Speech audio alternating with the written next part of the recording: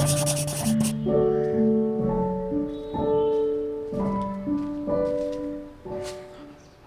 and welcome back to my channel. Hope you're doing well. So today is something different. This is basically, if I'm really honest about it, this is something that I've recently learned the importance of. And the thing that I've learned the importance of is killing your babies. The term sounds really bad, but it's a term that is used in filmmaking, and I have recently learned about it. So I thought should basically let you know. Thing is, killing your babies basically means killing your footage that you shot over the span of time, whether it's your shoot, whether it's your B-rolls and everything. So this basically means chopping off your footage that basically suits the edit rather than keeping the whole thing. So the reason could be anything, whether you want to increase the footage size of the length of the footage so that algorithm basically pushes your videos. Number two could be that you are so emotionally attached and you have so emotionally invested into this, so that everything has to be in the video. Even though the footage is really good, it's not basically adding up any values to your video or your B-roll or your storyline. Even though it's really good, if you feel like it's going far too much or far too long, otherwise it would get boring. I have learned it from the experience. Second is, it will make your video look much more refined, much more interesting, and basically help your storyline to move forward. Another thing is, it will basically enable you to look past your emotions or the efforts that you have put into the video and basically start thinking about the process. And viewers, I only knew that all the videos that I've shot should be in the video, otherwise my efforts are wasted. So let me tell you one thing, your efforts are not wasted. It's really important to keep the storyline intact, otherwise the viewer's eyes will wander off and you will look amateur. So what is the benefit of doing this? One, you will, like I told you, you will end up analyzing the footage in a much more refined way, and you will be able to basically do refinements for the edit, not for your emotions, for your edit. And like I told you, the overall footage will look really nice. And besides, what is the point of having a video that doesn't serve the storyline?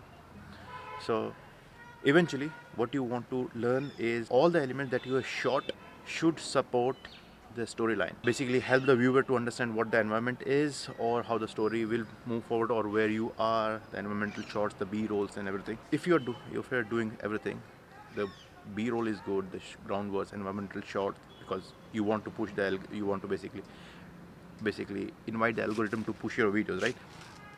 But in the process of doing that, you start to basically increase the length size, that like I did, basically increase the watch time.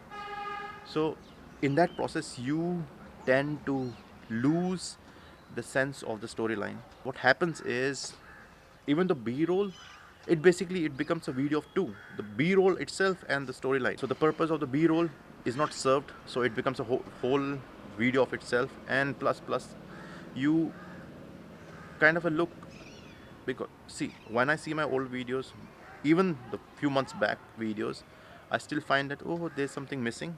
And deep down you know that there is something missing, because you know you are the one that's editing this, so you know that it's dragging for too long.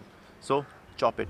It will enable you to make good decisions for your videos. It's good to be attached with your videos or the shots that you have taken, but not to the extent where it hampers the purpose of the video, the storyline and the edit.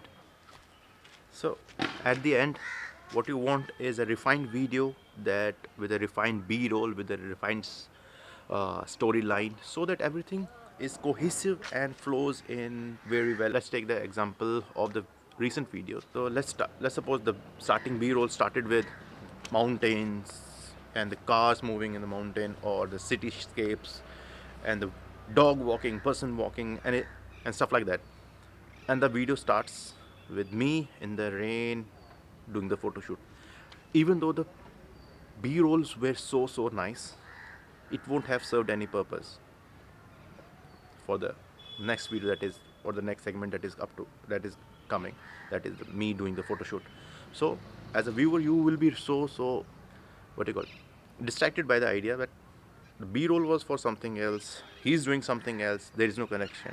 So you will be able to basically tell that, okay, fine, either this guy hasn't planned anything, or the, yeah, okay, fine, he is amateur, right? So I know that's not, being amateur is not bad, because I still am. So I'm still learning. Best idea that I would give when you edit the video that I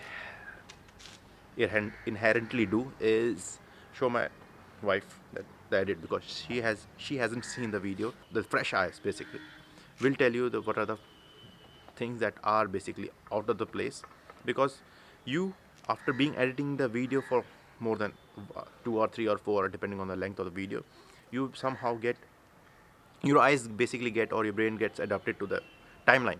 So you aren't able to, either if you don't have something, if you don't have a wife, girlfriend, or friend, or brother, anyone that can give you a fresh look on the video, take a break, turn off the system, go out, take a break, 1 or 2 days, depending on what makes you comfortable, basically freshens you up.